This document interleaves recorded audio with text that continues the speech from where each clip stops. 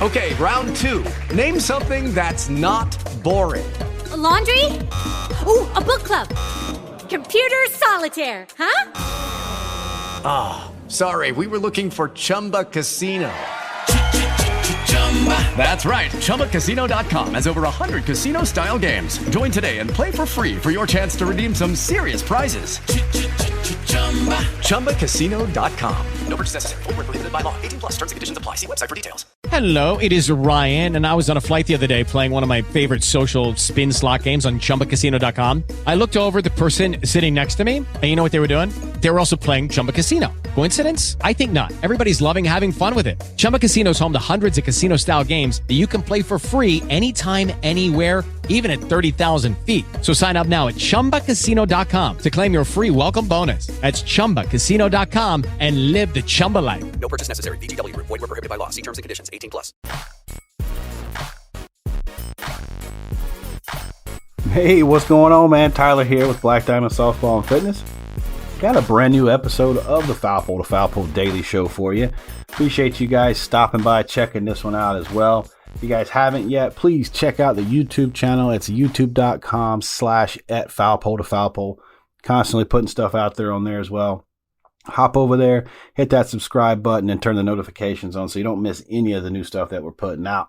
On this episode, we're going to get into metrics, and we're going to talk a little bit about recruiting. We're not going to dive too deep into it and get into all the little analytical things that go into metrics, but I did want to bring a little bit of attention to that and how metrics plays a role in softball recruiting.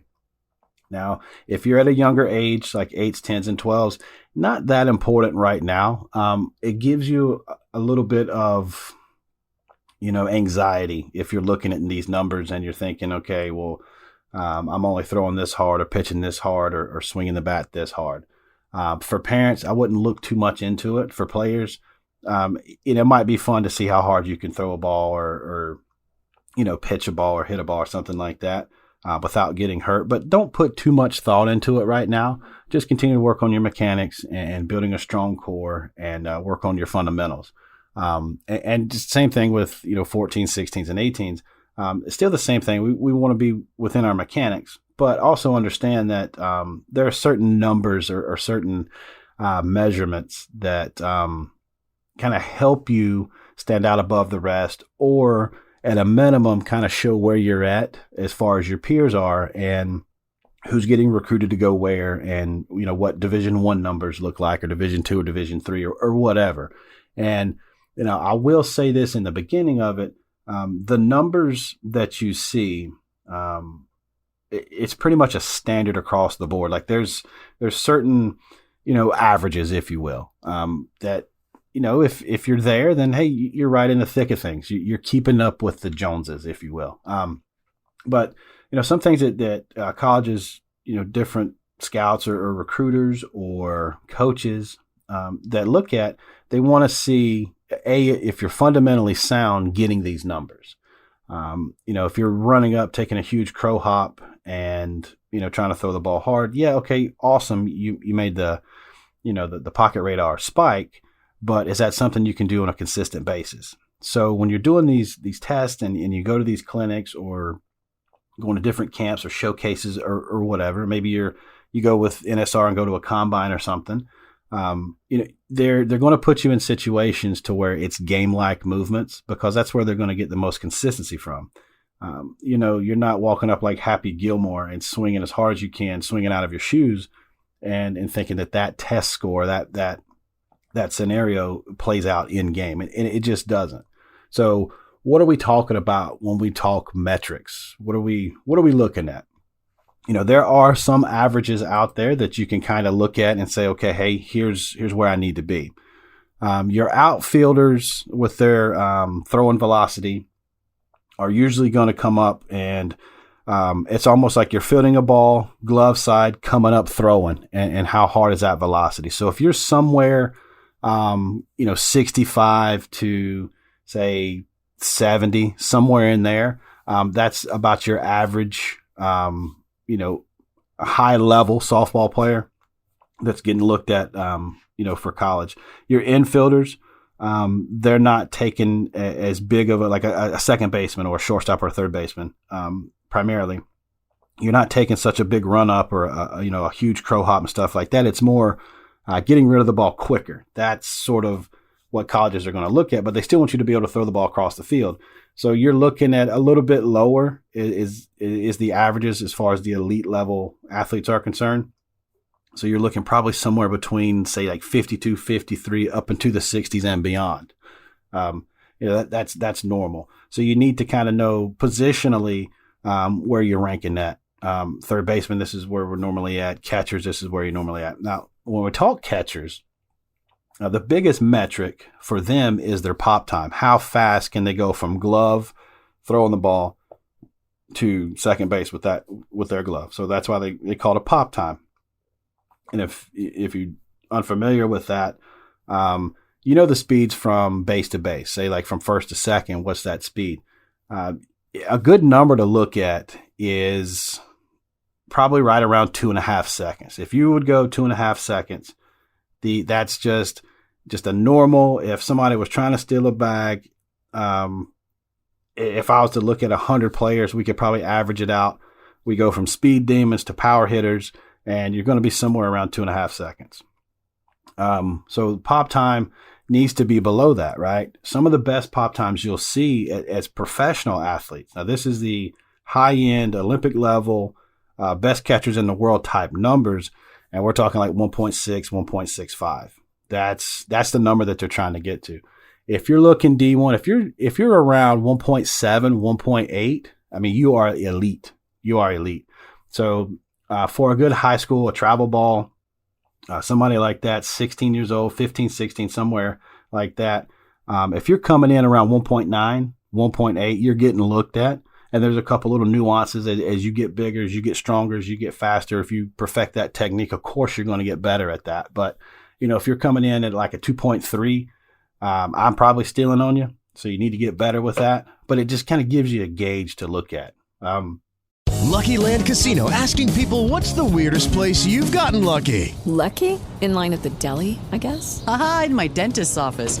More than once, actually. Do I have to say? Yes, you do. In the car before my kids' PTA meeting. Really? Yes. Excuse me, what's the weirdest place you've gotten lucky? I never win and tell. Well, there you have it. You can get lucky anywhere, playing at LuckyLandSlots.com. Play for free right now. Are you feeling lucky? No purchase necessary. Void where prohibited by law. 18+. Terms and conditions apply. See website for details. If we get into talking about like exit velocity, something like that, some of your best hitters in the world. I mean, you're looking at like a Jocelyn Aller that hits a bunch of home runs, Mia Davidson, some of these power hitters and stuff. They're coming in there exit velocity plus 70. So you're looking at coming off the bat over 70 miles an hour. Of course, you don't have to be there. You could be a gap to gap hitter. But we're looking somewhere in the range of, 65 is probably going to get you up there, with where, at least you're getting looked at, hitting metrics. It's just, there's so many different things with the launch angle and stuff like that. But your average exit velocity, it really just depends on how you're getting this testing done. Are you comparing yourself to apples? Are you looking at like a speedster that's like 115 pounds and it can run jets all day? She's probably not going to have the same, high numbers with exit velocity. And also these power hitters, they're not going to be as fast. You know what I mean? So just kind of, you want all your numbers to be great. Absolutely. But also put yourself in that situation of, second baseman. What are their numbers? Center fielders, what are their numbers? Catchers, what are their numbers? So just to see if you're in line with that and you're in that same pool, you're going to have unicorns and you're going to have outliers and stuff. And you might be one of those. You could be one of those shortstops that's just, got speed for days and hits for power too. And you're also a gap to gap hitter. But metrics in the world of softball recruiting, it's not the end all be all. I mean, let's be real. But for aspiring collegiate softball players, understanding the importance of these metrics, it's vital.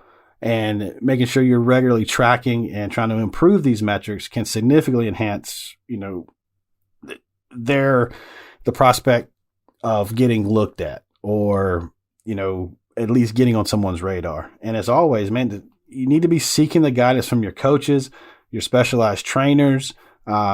Make sure you're going to these showcases and these camps and stuff where you're able to see your peers putting these numbers up and see where you're at.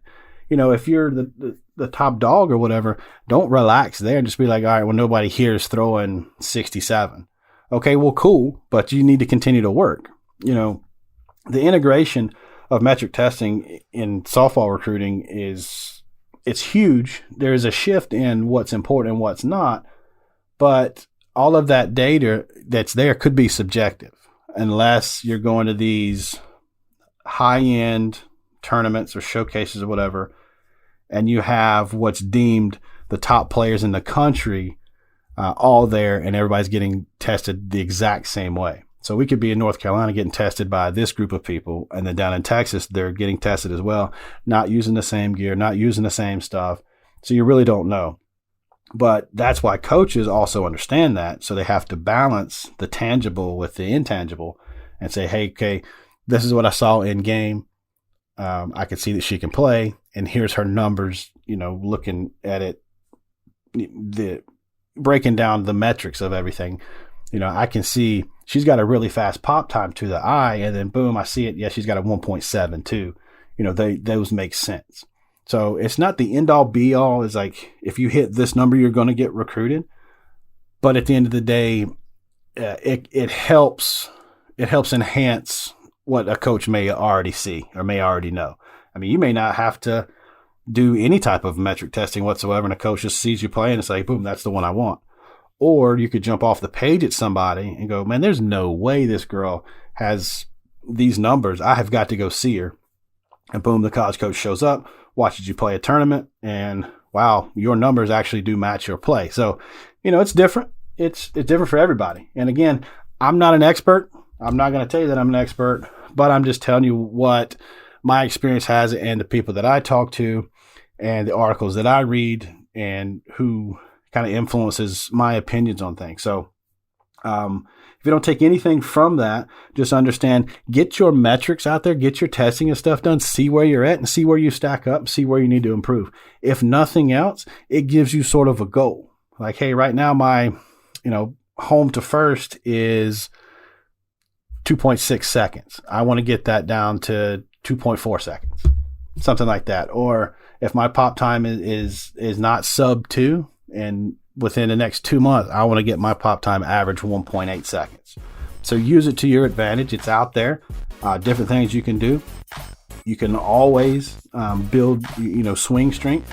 I always tell my girls, every once in a while, not every time you swing, but every once in a while, take your last 10 swings on a tee and swing out of your shoes. Swing as hard as you can. Get those muscles, getting to that point where they're maxing out. Because I always tell my hitters, if you continue to raise your 100% effort, continue to raise that bar, your 90%, your 80%, your 70% will continue to rise as well. So eventually, what used to be your 100% max effort is now your 70% max effort. So think about that whenever you get out there and you're working out, whether it's you're working with your athletes or, talking to your kid, or if you're a player and you're listening to this, metrics aren't everything, but they are something. All right. That's going to wrap it up for this episode. Really appreciate you guys checking this one out. If you know someone that might find this information valuable, please share it. And if you share it with a friend, make sure you tell them you love them. Purchase new wiper blades from O'Reilly Auto Parts today and we'll install them for free. See better and drive safer with O'Reilly Auto Parts. O'Reilly Auto Parts. Purchase new wiper blades from O'Reilly Auto Parts today and we'll install them for free. See better and drive safer with O'Reilly Auto Parts. O'Reilly Auto Parts.